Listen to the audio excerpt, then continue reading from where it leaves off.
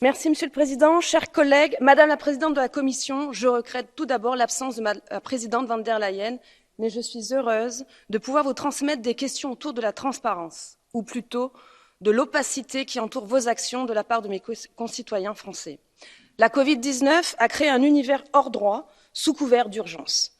La transparence, surtout quand on touche à la santé de nos enfants, c'est fondamental. Et jusqu'à présent, on ne peut pas dire que cela soit la vertu de la Commission.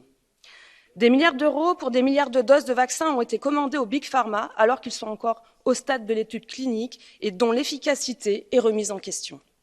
Le scandale de l'achat du médicament Remdesivir, que je n'oublie pas, par votre commission, aurait pourtant dû vous alerter.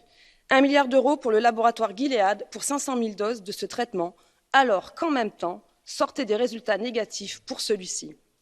Dans votre stratégie de vaccination mondiale, vous avez envoyé des vaccins AstraZeneca, rejetés ou périmés, dont des milliers de doses ont dû être détruites par le Nigeria. Ferez-vous toute la transparence sur ces échecs?